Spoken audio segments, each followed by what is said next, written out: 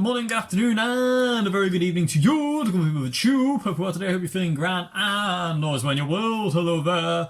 Welcome to another Q&A Wednesday, everybody. Like I said, I do apologise for the quality of the videos at this point in time. I don't really know what to do, as like I say, YouTube have removed YouTube Studio Classic now, which means both my laptops can no longer access YouTube. In a creator's sense. So thanks YouTube, thank you very much. I understand you have to update things, but did you really need to get rid of that? You know, you're just hindering I'm sure me and quite a few other people. Anyway, enough on that. Welcome to another Q&A Wednesday, everybody. I'm only going to answer 3 questions today, just simply because it's on my phone. I don't know how much memory I've got, so I'm going to have to be kind of quick and sharpish about it, which I'm not happy about either. But, okay, so I'm going to dive into question 1. Question 1 has 3 individual parts. So, they're all kind of the same kind of vein, though. So question 1 is, do you think string brand and gauge affect your overall tone? String brand, yes. Gauge, not really. Well, to an extent, actually, that's not 100% true. Heavy strings, I find, are really dull. They're very, they're fat sounding. So they do affect your sound in the fact they give you a bigger bass response, basically. When you've got like gauge 12s on your guitar, they give you more low end. If you've got like 11s, they give you more low end. As you go down the gauges, I reckon the strings become more balanced. And I do believe actually that to me the most balanced gauge that I use is 9s. Sorry, there's something about 9s that they just feel really nice and balanced. Since I've started using 9s again, I mean this is subject to change because you know what us guitarists are like. We're constantly tweaking and messing around with things, but I find 9s really balanced, like low end to high end, and the mids. They seem to be really, really nice and balanced. Like I say, that is subject to change. That might, it might not be this time next year. I might be back to 10s again, or I might even be on 8s. You never know. I definitely won't be on 11s. I don't like 11s or 12s. I've been there, tried that, got achy fingers, and no. So, but yeah, string brand as well. Yeah, I mean, I've always found that like Ernie Ball strings have a brighter sound to like Diodario. And like Elixir strings. I tried Elixir strings and I just found they sounded lifeless and dull and had no character. Again, this is just my personal opinion. I know people out there who love Elixir strings, but for me, I didn't like it at all. There was strings that I got sent called Pure Tone strings. They were really, really good, but they had such a long wear-in time that I was just like, this is ridiculous. It was spending like 2 weeks to settle. And I can't be dealing with that. I'm constantly retuning a guitar for 2 weeks. I want them stable. But yeah, string brand and gauge definitely affect the overall tone. They do. Like, they definitely do. Yeah, they definitely. I mean, and string brand as well. That is all strings are made different. It is. I find Diodario for me my happy place because I think they sound the warmest. And like they've got the deeper sound. They take no time at all to settle in. And they last, and that is key to me because I like old strings. I don't like new strings. So having really old strings on the guitar really, really makes me happy. So and Diodarios just last. My Oswald Telly. The strings on this guitar have been on this guitar since I got it. I haven't restrung this yet, and it's an open C. But hopefully you can kind of hear. If I put it on the table, it'll amplify it a bit.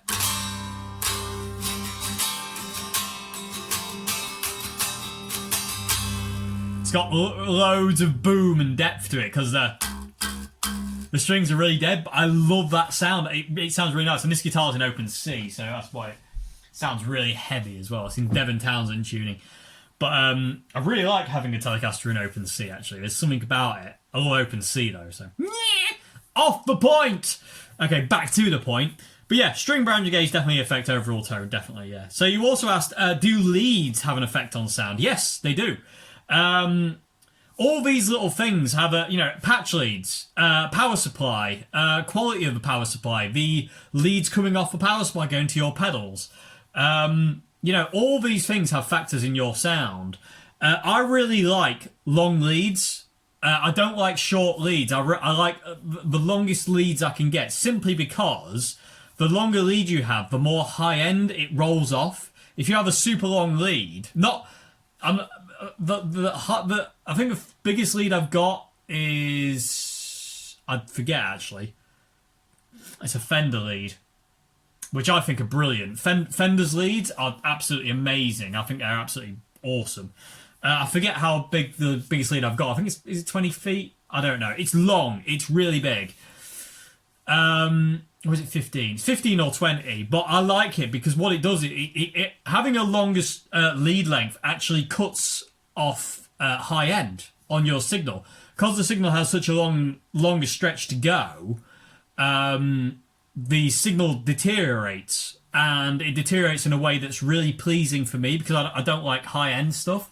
So if you want your sound to be brighter, I mean, shorter leads, having lead length that you only need is the way to go there. But I like longer leads because I like the roll off. It's like I like non-true bypass pedals because I like the roll off of high end.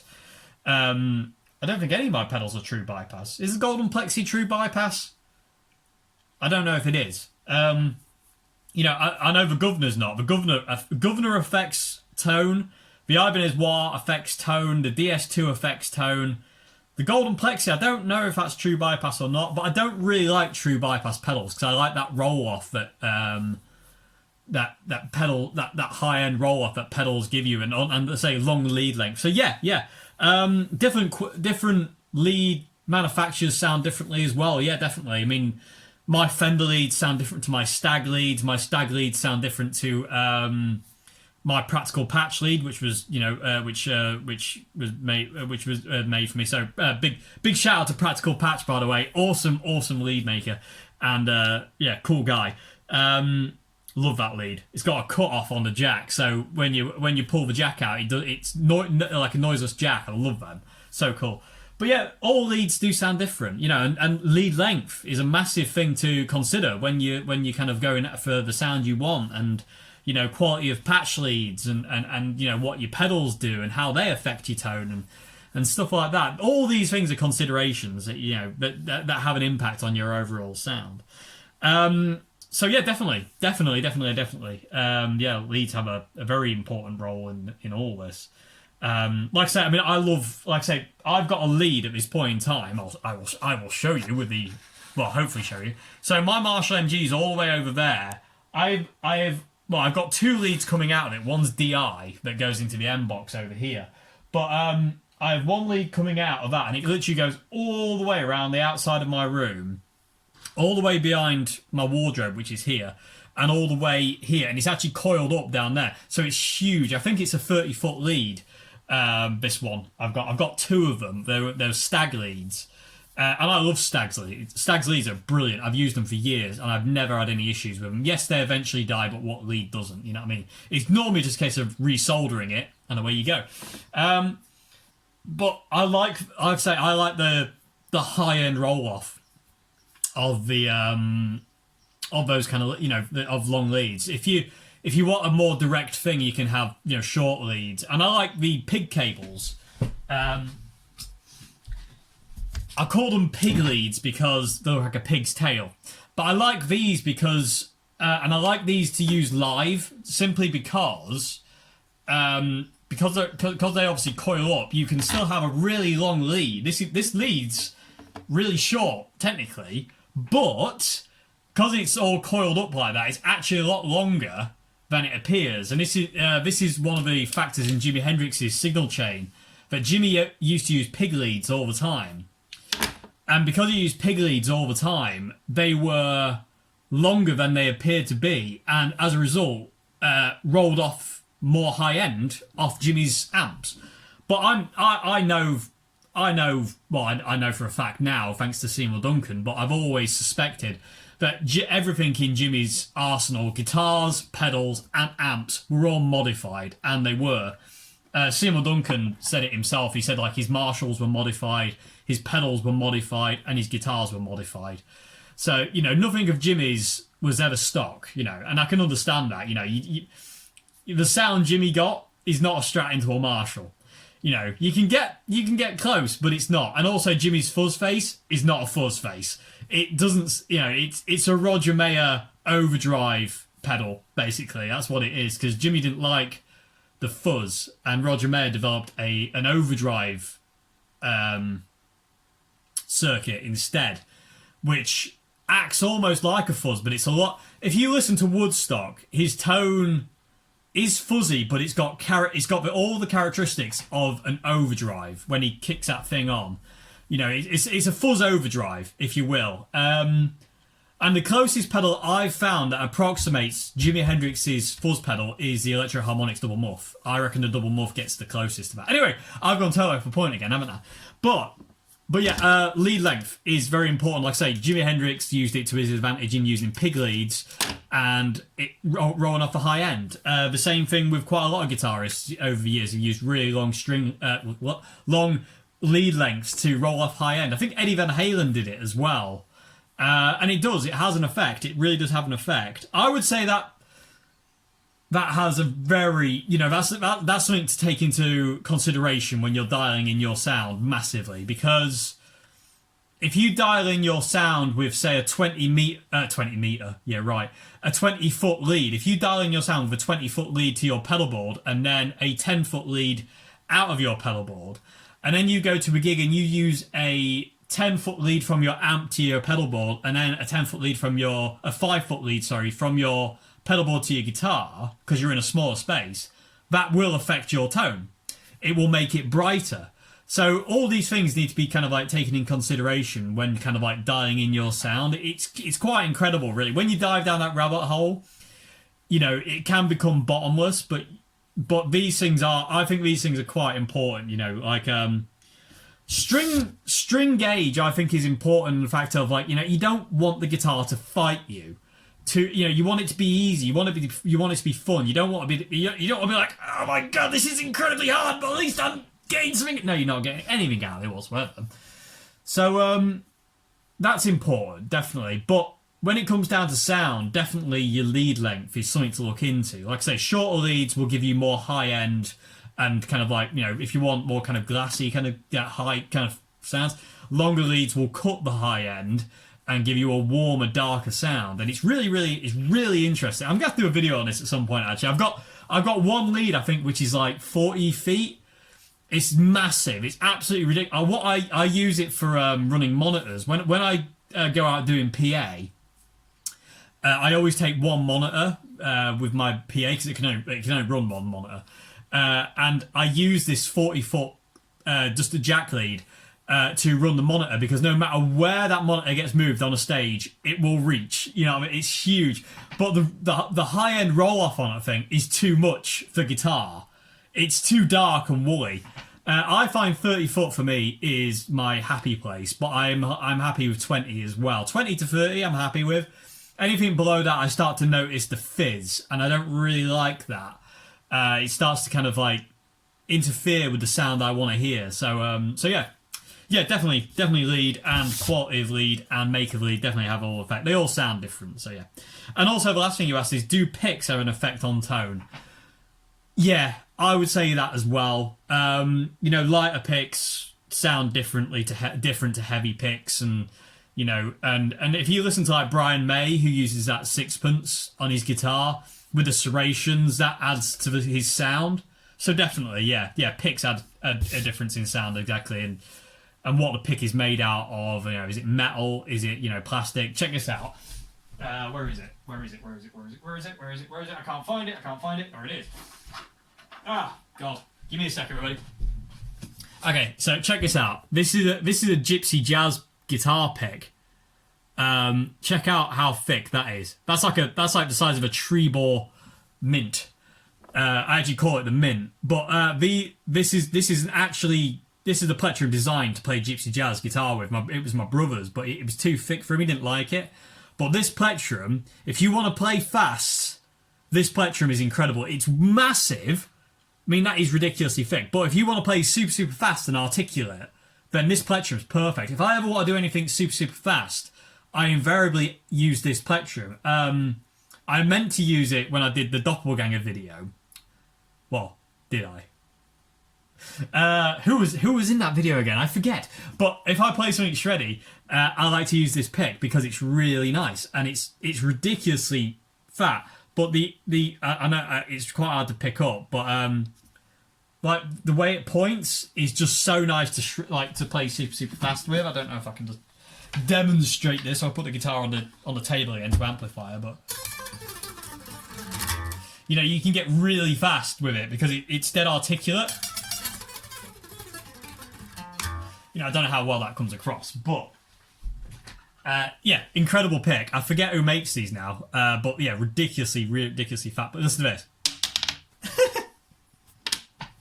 You know, I'll tell you, you're never going to wear that thing out. Anyway, yeah, picks do have an effect on tone, definitely. You know, metal, you get metal picks, you can get the Brian May sixpence picks, you know, you can get, you know, nylon, Tortex, you know, plastic, all that kind of thing. You know, they all make a difference. It's incredible. But I do think lead length is important as well as string gauge, you know, to how you play, definitely. And the string brands as well, they all sound different. You know, like I say, Diodario is my happy place, but, you know, I've given up kind of like, you know, well, almost. If Diodario came to me and said, would you like strings for the rest of your life? I'm like, yes, please. But at this point in time, I'll get whatever I can get hold of. So, yeah. So, anyway, happy to question. I'm going to move on to question 2. Question 2 is, do you think learning just rhythm guitar will stunt my growth as an all-round player? And does lead playing come naturally, or is it down to hours practicing? I don't think just playing the rhythm will stunt your growth as an all-round player at all. No. Because if you think, take Joe Bonamassa, for instance. If you think, like, you know, every song of his, say, lasts 4 or 5 minutes, in that song, he'll probably have a guitar solo that probably lasts at most 1 minute to 2 minutes max. You know, it's not going to be ridiculously long. That means maybe, I would say, in all fairness, if you're playing a song, the lead guitar part of the song takes up the minimum amount. You are playing more rhythm than you are playing lead. If you look at, you mentioned AC/DC, if you look at like a song like Back in Black, or You Shook Me All Night Long, or Hell's Bells, or whatever, you know, if you look at the ratio from rhythm to lead in those songs, lead is minute. You know, Angus's solo is not very big in the scheme of things. You know, it's all about the rhythm. It's you know, it's Malcolm Young and Angus playing rhythm, basically. You know, they're not really, you know, it's not constant lead playing. So I don't think for 1 second that just learning rhythm guitar will stunt your growth as a player at all, because there's so many different styles to learn rhythm wise.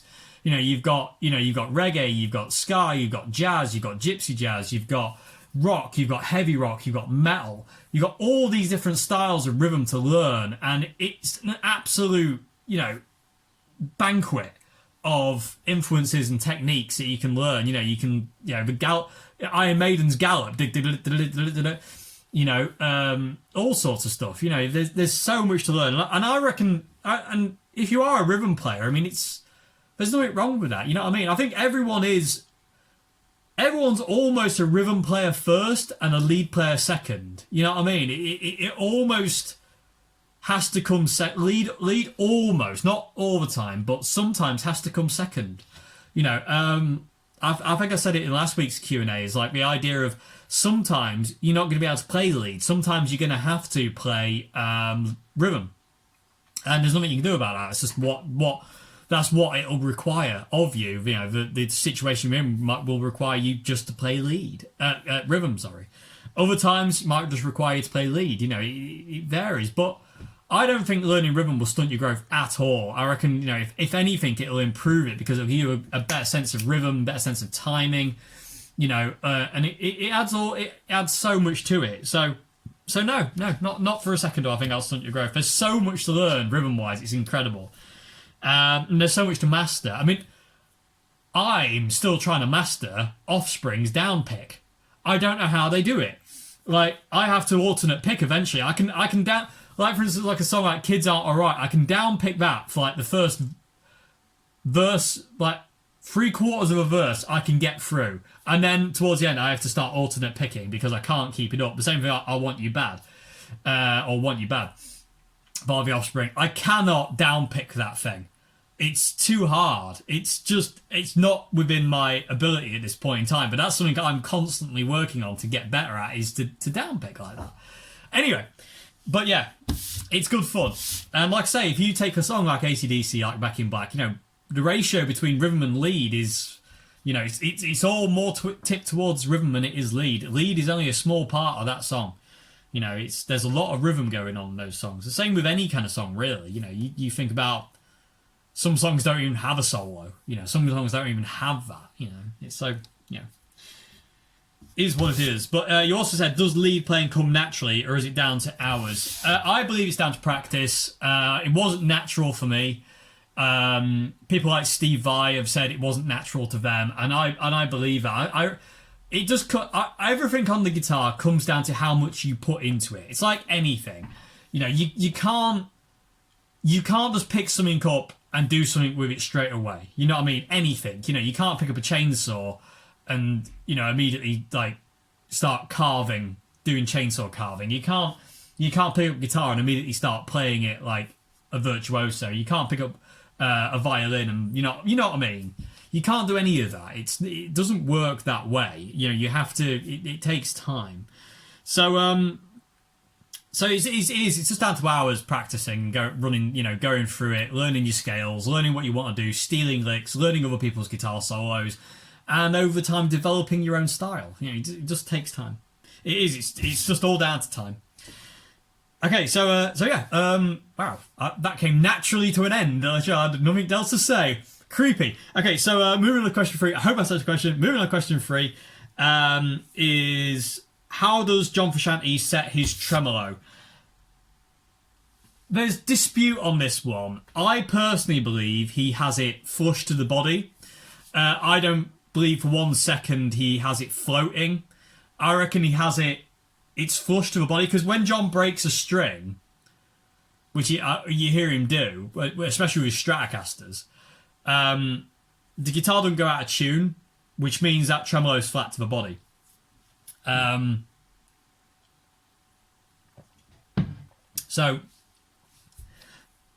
there is conjecture saying, I think Dave Lee said it was floating. I find that very hard to believe myself. I'm not going to go against Dave Lee in anything he says, but I do think he has bent the truth slightly in a few places. What do I know that at the end of the day? Probably I don't know anything at the end of the day, so you know what I mean. But there was just a few things that don't add up. But but anyway, I'm not going to talk about that because we'll be here all day. But yeah, I reckon John has it decked with the ability to just dive bomb it. So it's just ooh, crikey, that's the wall. Sorry, guitar. Sorry. So hopefully you can kind of see there. Like I say, there's like this. The tremolo doesn't go back. It's just flush to the body. It's not floating. So all you can do is dive bomb a thing. It just goes down. And when it returns, you can hear it clank on the body. Oh, come back. So I reckon, personally, that's how I think John had it set up. I highly doubt he had it set up to float.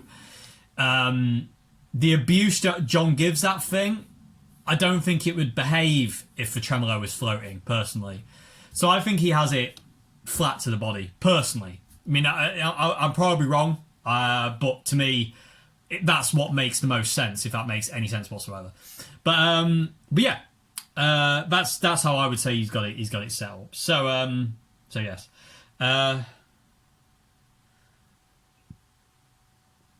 Should I think there's anything else I can add to that? No, there's nothing else to add. But I say, if you are after altering your tremolo, it's just these 2 screws in the back. You just screw them in to bring the tremolo down, loosen them out if you want it to float. Very simple. Nice and easy. That's where you get rid of your backplate, because they're pointless! Hate backplates. Hate them with a passion. They're so pointless. Little bits of rectangular plastic that don't belong anywhere. I think the guitars, I reckon Stratocasters sound better without backplates. I just think they resonate more without a backplate, if I'm being, I think anyway. But again, I don't know. To me, that's what happens. Anyway, like I say, at this point in time, everybody, I'm having to do videos off my phone. I hope this isn't too much of an issue. I hope the quality is okay.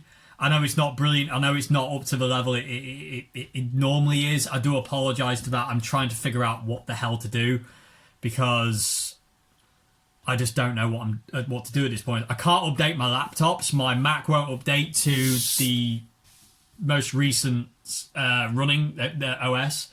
My PC is Windows Vista, so there's no way of updating that thing. And I don't want to update it to Windows 10 because Windows 10 is terrible. I don't really know what to do at this point in time, everybody. Like I say, in yesterday's video, I don't really know what I'm doing right now. So, but yeah, so I hope at least I can still do videos, and I can still do live streams. Thank Gravy for my phone. Thank you, mate.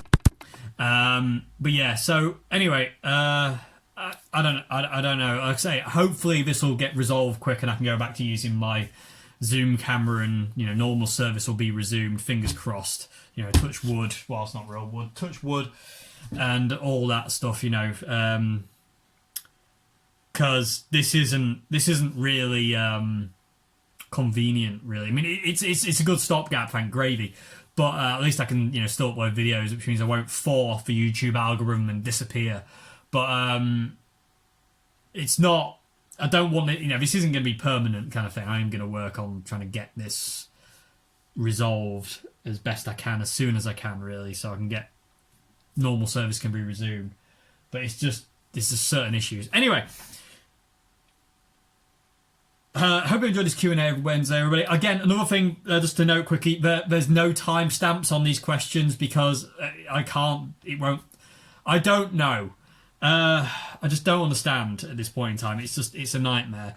Anyway, thank you very much for watching, everybody. I do apologise for the quality and the fact it's on a phone and stuff like that. But I hope there's still, at least I hope there's still some kind of goodness to come from this. Like I say, it is a nightmare. I uploaded a video on Monday, and in the time it took me to upload it and publish it, somewhere between like 6 o'clock and 8 o'clock, they'd removed Studio Classic, and so I couldn't access it anymore. And trying to upload that new song of mine, Above the what's it called, Above the Sky. It was called originally Is This a Mistake? Because I didn't know what to think of that song. I thought I hated it. I don't know what I think of that song.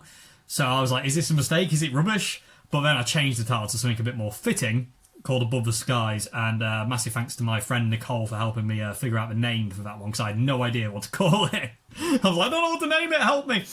And she came up with the word above, and then I thought, above the skies. That's what it feels like. It feels like you're floating above the sky. You're in space, technically. Floating.